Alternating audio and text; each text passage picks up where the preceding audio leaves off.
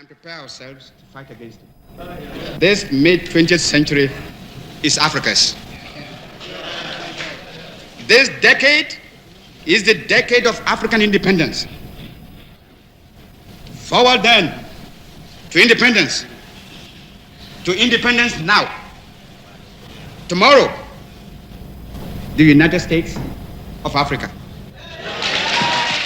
This was Kwame Nkrumah, a towering figure whose vision and determination ignited the flames of independence across Africa.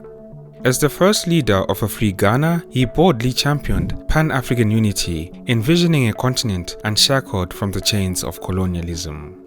Yet, as he rose to become one of Africa's most influential voices, Nkrumah's relentless pursuit of his ideals also sowed the seeds of his eventual downfall. Kwame Nkrumah was born in the village of Nkorofu, located in Zimaland, an area in the southwestern part of what was then the Gold Coast colony. During that era, it was common not to keep official records of births, which has left some uncertainty regarding his exact date of birth. Nevertheless, Nkrumah himself later estimated that he was most likely born on Saturday, September 18, 1909. Kwame Nkrumah was born into a polygamous family where his father Kofi Ngonloma, a member of the Akan tribe and a goldsmith by trade, had several wives and children. His mother, Elizabeth Nyaniba, was a retail trader and Nkrumah was their only child. At birth, his father named him Nwiwa Kofi and later he was baptized as Francis. In keeping with Akan tradition, Nkrumah was also given a name based on the day of his birth, Kwame, for Saturday. Throughout his career, he used all of these names interchangeably, but Kwame ultimately became the most widely recognized. As Kwame Nkrumah was growing up in the early 20th century, the Gold Coast was a British colony, having been formally established as such in 1874. The Gold Coast, being rich in resources like cocoa and gold, became a key economic asset for Britain. The British invested in infrastructure such as railways, roads, and ports in order to facilitate the extraction and export of these resources. However, this development primarily served colonial interests, with profits largely benefiting British companies and the colonial administration rather than the local population. Socially, the colonial period brought significant changes to the Gold Coast. For instance, Western education was promoted, especially in coastal areas, leading to the emergence of a small but influential educated elite. In his early years, Nkrumah's mother was adamant about him receiving a formal education.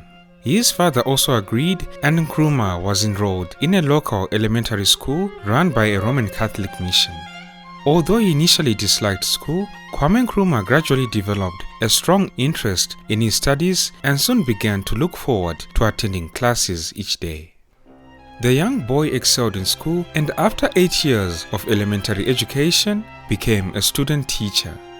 His performance in this role was remarkable, leading to his selection in 1926 to attend the Government Training College, which later became Achimota College in Accra, the present-day capital of Ghana.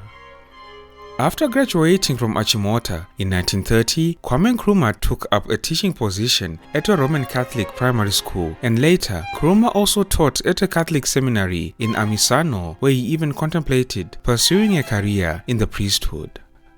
Around this time, Nkrumah developed a strong desire to travel abroad to Britain to further his education.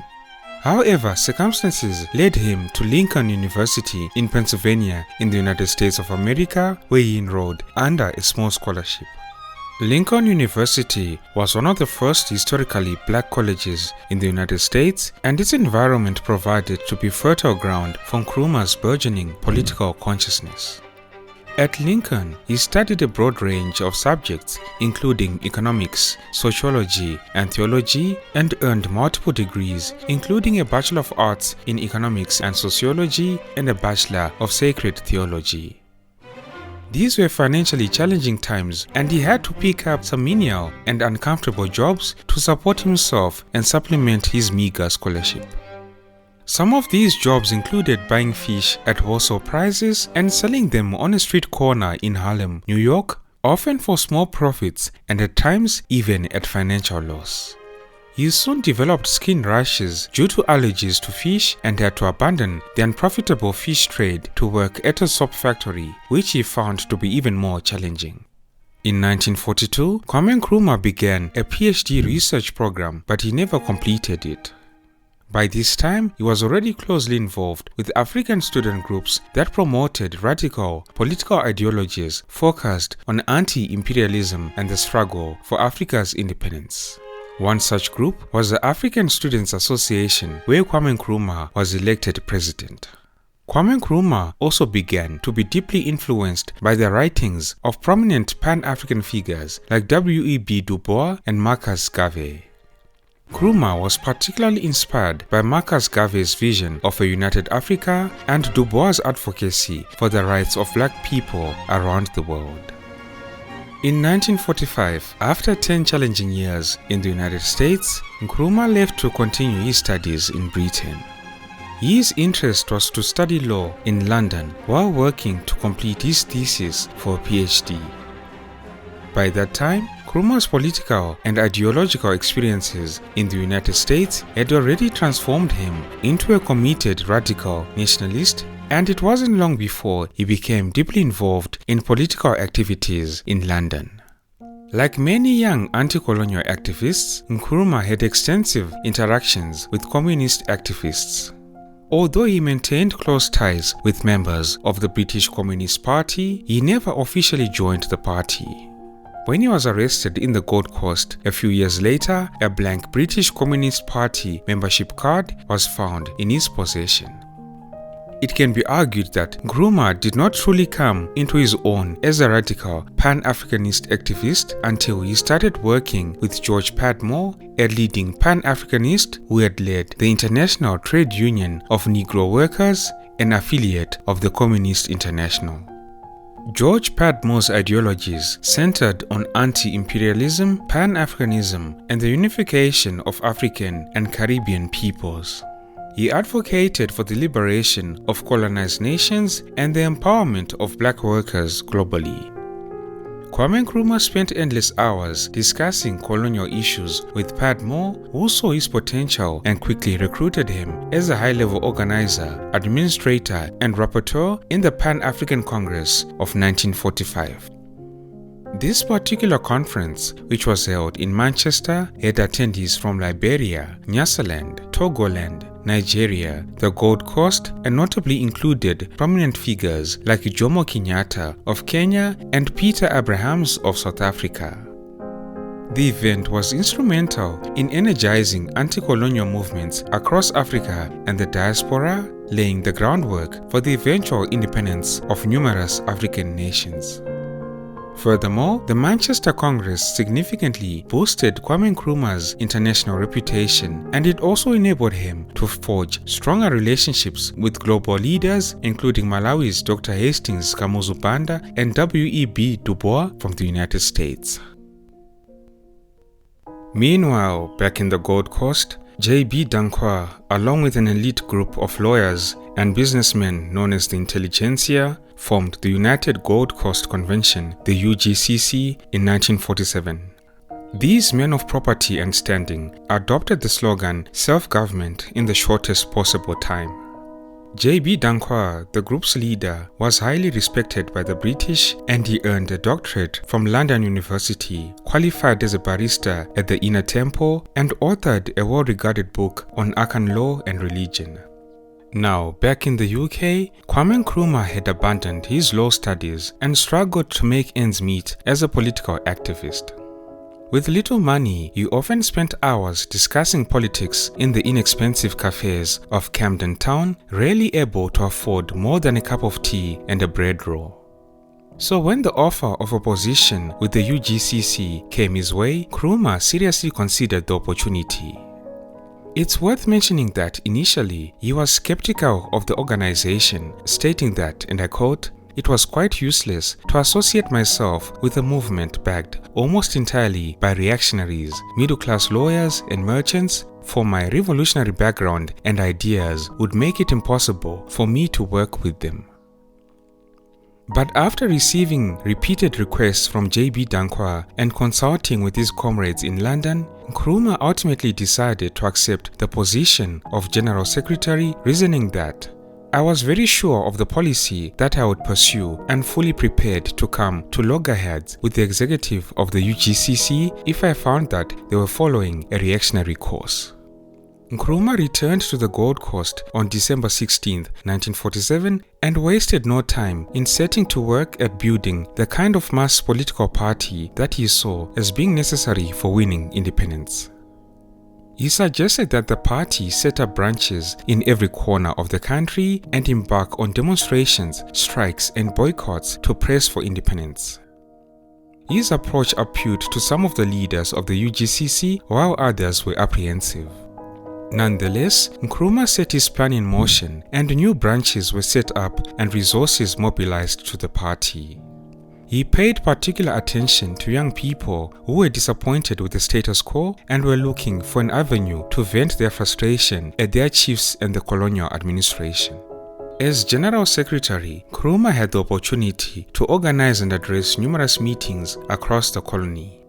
With mottos such as, "We have the right to live as men," "We have the right to govern ourselves," and "We prefer self-government with danger to servitude in tranquility," Kwame Nkrumah was able to easily mobilize people with an inspirational message around a clear-to-understand goal.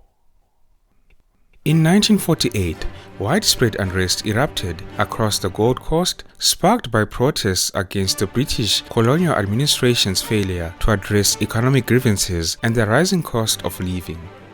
The situation escalated when the colonial police fired on ex-servicemen who were marching peacefully to present a petition, killing several of them.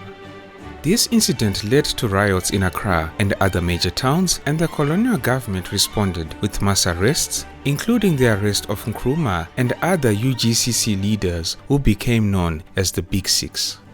Although Nkrumah was released after a short time, the events of 1948 convinced him that the UGCC's conservative leadership was not committed to the kind of mass mobilization needed to achieve independence.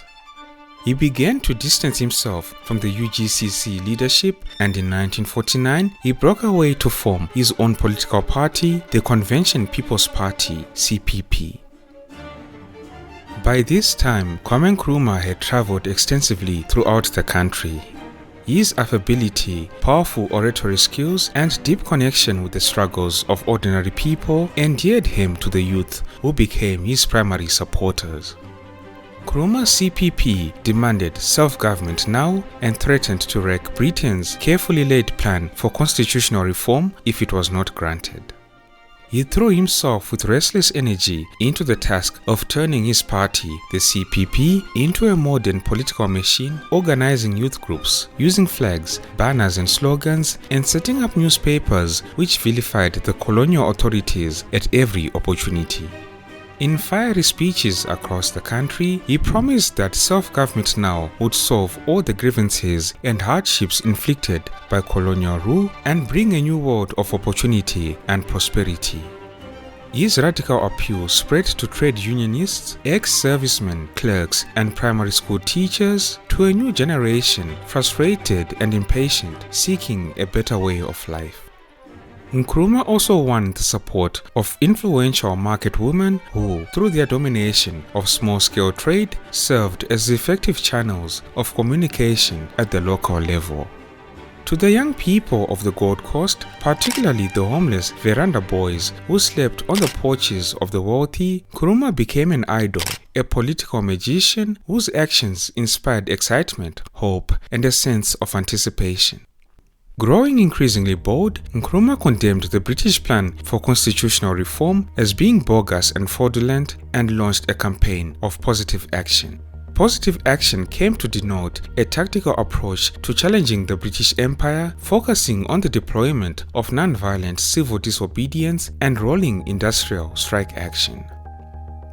Nkrumah was imprisoned shortly after the declaration of positive action and was brought before a criminal court and convicted on 3 charges of incitement and sedition, and was sentenced to a total of 3 years imprisonment. However, rather than weakening the CPP, Nkrumah's imprisonment only increased his popularity. He became a symbol of the struggle for independence, and his image was widely used in CPP propaganda to rally support. By the end of 1950, the CPP had eclipsed the UGCC as the more dynamic party, and its leader had become the most popular nationalist leader the country had ever known. It is not surprising, therefore, that at the first general election held in February 1951, the CPP swept the polls, winning 34 out of the 38 popularly elected seats. Despite being incarcerated, Nkrumah was elected to the Legislative Assembly by a landslide, winning the Accra Central constituency with over 22,000 votes.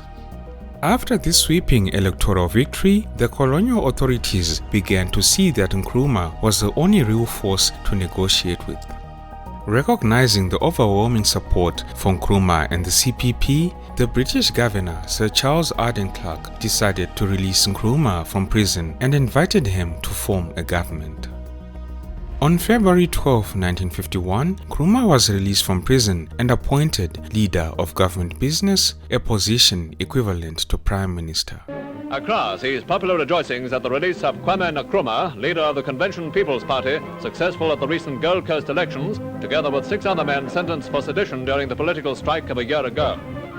Headed by supporters dancing with joy, the leader was put into a waiting car, in which he began a triumphant progress through the town. The hero of the Gold Coast. As leader of government business, Nkrumah led the first African majority government in the Gold Coast, working closely with the British colonial administration to implement gradual reforms aimed at achieving full self-government. But the British still ran the Gold Coast as a colony and controlled all the important departments of the government, including the finances, armed forces, foreign policy, and office of the Attorney General. Nkrumah continued to put intense political pressure on the British colonial administration to gain the colony's independence. While the 1954 Constitution had expanded the powers of the Legislative Assembly and granted more self-governance, Nkrumah and the CPP felt it was not enough. They demanded full self-government and immediate independence from British rule. At the same time, opposition to Nkrumah's demand for immediate independence started coming from various quarters, particularly from the minority ethnic groups and regional leaders who feared that a unitary state dominated by the CPP would marginalize their interests. These groups, including the Northern People's Party and the National Liberation Movement, the NLM, advocated for a federal system of government or a more gradual transition to independence, allowing time to negotiate protections for minority rights and regional autonomy. Nkrumah, however, was determined to avoid a federal structure which he believed would weaken the unity of the nation and hinder the development of a strong, centralized state capable of leading the broader Pan-African struggle. He saw the opposition's demands as an attempt by the colonial authorities and local elites to divide the country and delay independence. By 1956, the demand for independence had become overwhelming, and the British government, recognizing the inevitability of Ghana's independence and the risks of continued unrest, agreed to grant full self-governance. In a general election of 1956, the CPP won an outright majority, gaining 71 seats out of 104. The Gold Coast and British Togoland territory merged under the British Commonwealth as independent Ghana, becoming the first black African colony to be liberated from British rule, setting the trend for other colonies on the continent to follow. Kwame Nkrumah became the first Prime Minister of the newly formed independent state, and on the eve of Ghana's independence, March 6, 1957, Nkrumah declared that the independence of Ghana would be meaningless until it was linked up with the total liberation of the African continent. And thus, Ghana, your beloved country, is free forever. From now on, there is a new African in the world. That new African is ready to fight his own battle and show that after all, the black man is capable of managing his own affairs. Prime Minister Nkrumah immediately set about transforming Ghana into a beacon of African independence and progress. his government embarked on ambitious infrastructure projects with a focus on industrialization, education, and health. The Akosombo Dam, part of the Volta River project, was one of Nkrumah's most significant achievements. It was a hydroelectric dam that would generate enough electricity to scale up industrial production in Ghana, particularly of aluminium, which is an abundant natural resource in Ghana. Nkrumah's administration also prioritized education, expanding access at all levels and establishing new schools, colleges, and universities. He introduced free primary education and heavily subsidized secondary and higher education. His overall goal was to produce a skilled workforce that could drive Ghana's development and reduce the country's reliance on foreign expertise. In terms of health, Nkrumah's government invested in building schools and clinics, training medical personnel, and improving access to healthcare services across the country. These initiatives contributed to significant improvements in public health and life expectancy during the early years of his administration. Prime Minister Nkrumah also pursued an ambitious industrialization strategy aimed at diversifying Ghana's economy beyond its reliance on cocoa exports. State-owned enterprises were established in various sectors, including manufacturing, agriculture, and mining. These efforts were intended to create jobs, reduce imports, and build a self-sustaining economy. Unfortunately, many of these state-owned enterprises struggled with inefficiency, mismanagement, and corruption, which would later contribute to Ghana's economic difficulties. As Kwame Nkrumah consolidated power in the newly independent Ghana, his leadership style began to shift, and what many had once seen as strong, visionary governance increasingly came to be perceived as authoritarian, with some critics eventually labeling him a dictator. In 1958, seeking to further consolidate power and rid itself of persistent critics, Nkrumah's regime enacted harsh new legislation, creating a Preventive Detention Act. Here's more context. After Ghana gained independence, Kwame Nkrumah faced significant opposition, particularly from the Ashanti region, where many chiefs were resistant to his policies and leadership. Nkrumah did have some of these chiefs destood, which is a traditional method of removing a chief from power. He became increasingly concerned about threats to his leadership, including alleged foreign-backed plots against him. One notable incident from 1958 involved a member of parliament being charged with smuggling weapons into the country, which heightened Nkrumah's fear of a potential coup or assassination attempt.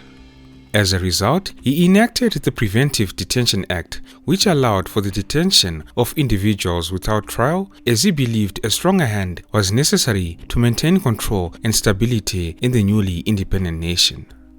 This act allowed the government to indefinitely jail anyone without charge and without judicial review. It is likely that more than any other action of the Nkrumah government, the passing of this legislation was the most detested by the Ghanaian people. Nkrumah's administration pursued critics and opponents relentlessly, using the Preventive Detention Act and other security measures at will. J.B. Danquah, the leading member of the UGCC, was detained until he died in prison in 1965. Meanwhile, another opposition party leader, Dr. Kofi Abrefa Busia, escaped to England and lived in exile for nearly a decade prior to the ratification of the act, as he anticipated being incarcerated, while other opposition party members still in the country joined Nkrumah's ruling party to avoid political persecution under Nkrumah's regime. In March 1960, Nkrumah's government put forward a series of new constitutional proposals that further concentrated power in Nkrumah's hands. With the adoption of a new constitution that year, Ghana was declared a republic and Nkrumah became its first president. This new constitution granted him sweeping powers, allowing him to rule by decree, override parliamentary decisions, and dismiss public servants, military personnel, and members of the judiciary at will. Using the powers granted him by the party and the constitution, Nkrumah by 1961 had detained an estimated 400 to 2,000 of his opponents. After a general strike of workers in 1961 expressing dissatisfaction with his economic policies, new emergency powers were granted to the government in order to suppress dissent. Corruption also became ubiquitous during this period, and in 1961, Nkrumah vowed to address this issue. He publicly condemned party members who combined business interests with their political careers, warning that they were becoming a new ruling class of self-serving careerists. The president also criticized ministers who openly displayed their wealth, and to combat this, he established a committee of inquiry to investigate the assets and properties of party members, including their houses, cars, and even mistresses. President Nkrumah presented those found guilty with a stark choice: resign or surrender their ill-gotten gains. Unfortunately, the committee's efforts made little progress. Its findings were never published, and the corrupt practices within the party elite continued largely unchanged. At the same time, numerous assassination attempts dotted President Nkrumah's years in power. On one occasion, by accidentally arriving a few minutes late to a dedication ceremony in Kulungugu, he narrowly escaped an assassination attempt. After this incident, security measures were tightened, and for 5 months, the frightened president almost completely cut himself off from public contact. In the trial following the Kulungugu assassination attempt, the main suspects were acquitted. In response to this decision, President Nkrumah reacted strongly by dismissing the nation's Chief Justice. He then swiftly pushed a bill through the National Assembly that granted him the authority to override any court judgment in the country. The Kulungugu incident increased Nkrumah's paranoia and moved away from his image as a man of the people. He no longer traveled in taxis, wore the traditional kente cloth, or sat on the floor of mud huts to meet with Ghanaians. Instead, he sought refuge among his close circle of admirers. Rallies began to die off and were replaced with formal radio and television broadcasts. Even the Ghanaian press fell victim to government pressure, revering Kwame Nkrumah daily. This constant state of praise created a dichotomy around Nkrumah in which the president lost touch with the reality of Ghana's unhappiness, believing that critics were a result of neocolonial pressure. A new attempt on the president's life came on January 2, 1964 by Seth Ametewe, a Ghanaian police officer allegedly hired by members of the opposition. Ametewe was posted on guard duty at Flagstaff House, the president's personal residence. Ametewe ambushed Nkrumah while the president walked to a waiting vehicle. He then fired 5 wild shots at Nkrumah but failed to make a strike. Ametewe then charged at the president, hoping to hit him with the butt of the gun, but Nkrumah ran for the front of the house with Ametewe in close pursuit. Finally, Nkrumah stopped, bravely faced his attacker, and managed to pin Ametewe to the ground. The only injury Nkrumah received was a cheek bite, and the would-be assassin was arrested and later hanged for the murder of Nkrumah's personal guard, Salifu Dagati. After this incident, Nkrumah promptly sacked the top police commanders, and by alienating the police, he made his own position precarious. Reports that capitalist forces, possibly backed by the United States and other Western powers, were trying to overthrow Nkrumah led to widespread anger and protest, particularly targeting the United States Embassy. In this charged atmosphere, 4 American professors were dismissed from the University of Ghana at Legon. Kwame Nkrumah himself later blamed the United States CIA and Western imperialists for masterminding these attacks on his life. Nkrumah had become quite paranoid after Patrice Lumumba's death a few years prior, and he became worried that he was the next neocolonialist target for assassination. Meanwhile, in January of 1964, a referendum was held to make Ghana a one-party state. The referendum passed and Ghana legally became a one-party socialist state. President Nkrumah justified this by arguing that a one-party state was necessary to achieve national unity and prevent tribalism, which he believed would be exploited by external forces to undermine Ghana's stability. While all of this was taking place, Kwame Nkrumah also busied himself with the ideological education of a new generation of black African political activists and also pursued his dream of a United States of Africa. On the continental level, Kwame Nkrumah sought to unite Africa so that it could defend its international economic interests and stand up against the political pressures from East and West that were a result of the Cold War. Additionally, in his personal life, Kwame Nkrumah's marriage to Egyptian national Fatia Rizik was seen as a significant and carefully planned event that reflected both his personal and political motivations. The marriage was arranged without the two ever meeting, a process facilitated by intermediaries including Egyptian President Gamal Abdel Nasser. Some say that Nkrumah's desire to marry an Egyptian woman was a symbol of unity between Africa and the Arab world. Nkrumah's vision for Africa went beyond mere political independence. He championed the economic and cultural unification of Africa, which he saw as essential for resisting neocolonialism and external exploitation. In 1958, he brought together an array of political parties, trade unions, and student groups from across the continent with the aim of coordinating the African non-violent revolution. The main goal of the conference was to build unity among the delegates about the path forward for the struggle against colonialism and imperialism on the continent. Some 300 African representatives attended this All-African People's Conference in Ghana.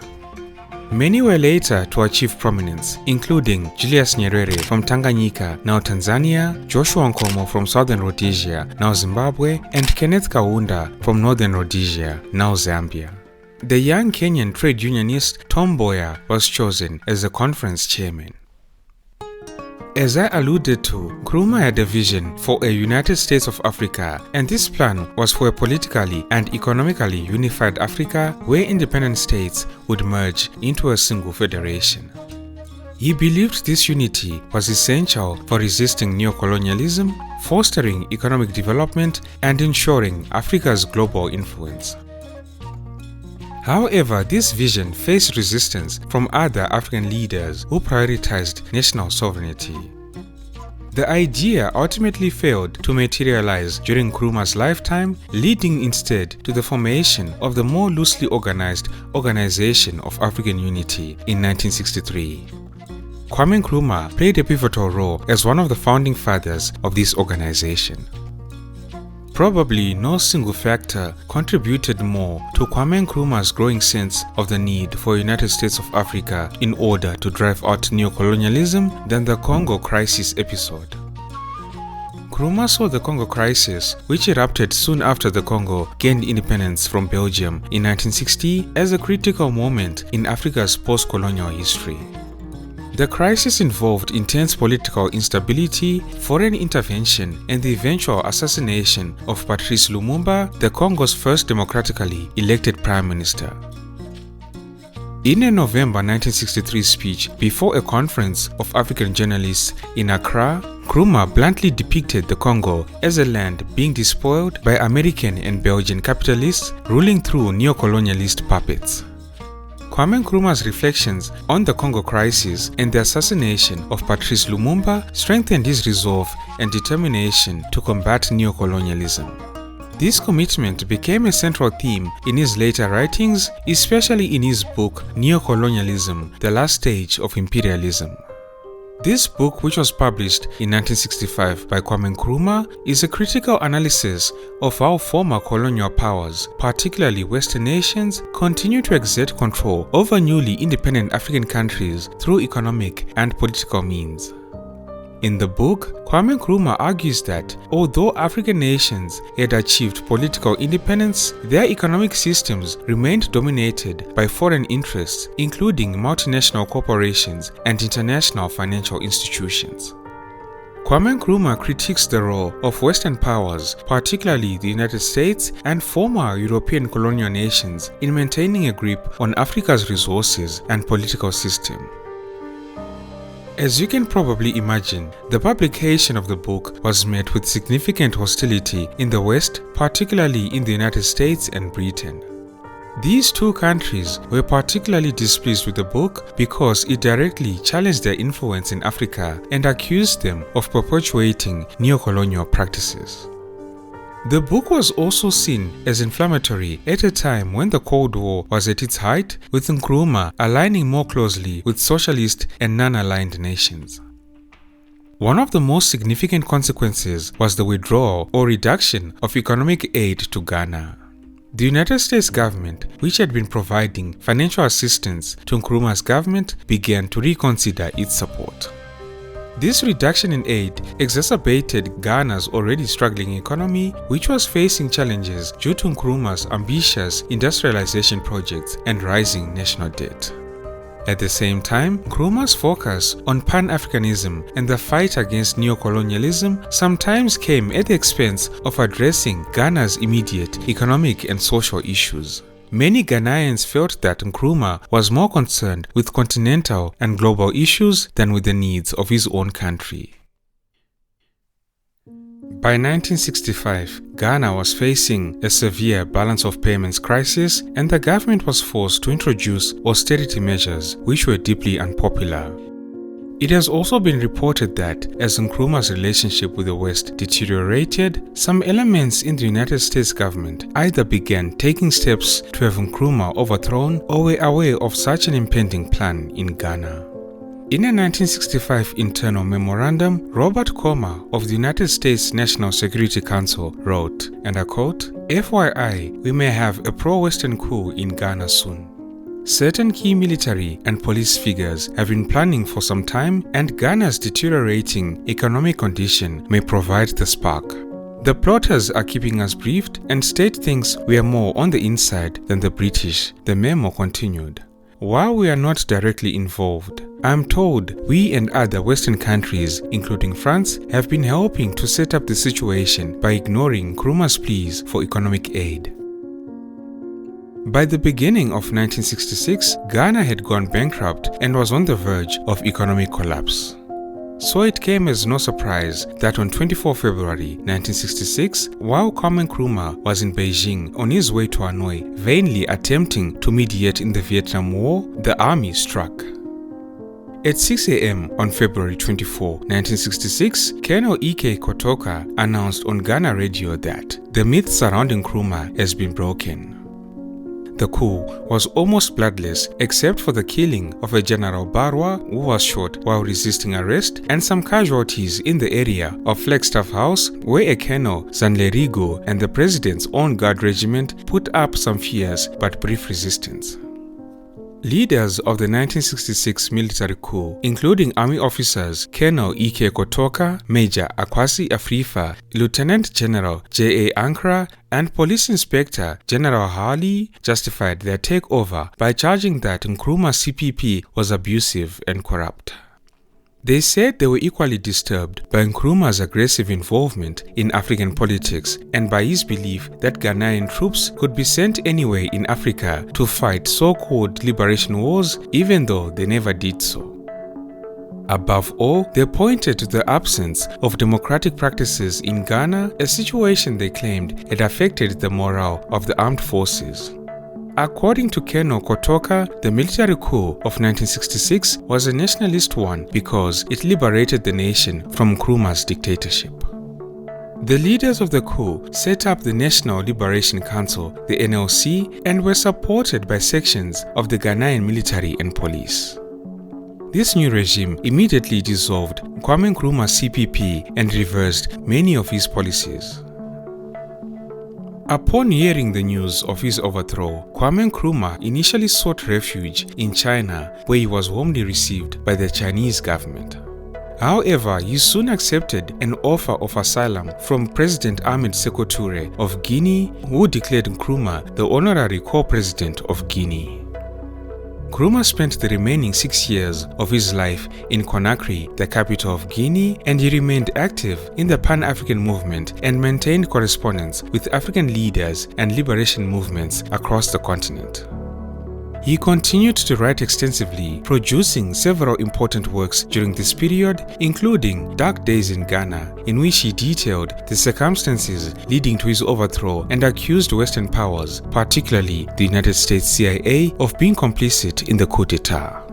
In the early 1970s, Kwame Nkrumah's health began to deteriorate, having been diagnosed with prostate cancer.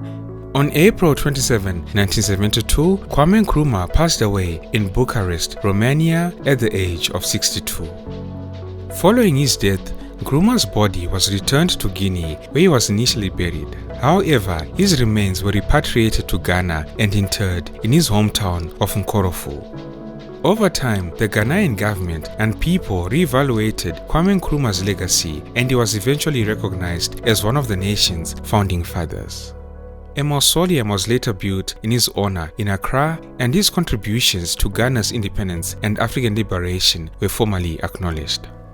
Don't forget to like and share the video if you enjoyed it. Thank you all for tuning in. This has been Tatenda for African Biographics. Until next time, cheers. Have a good one.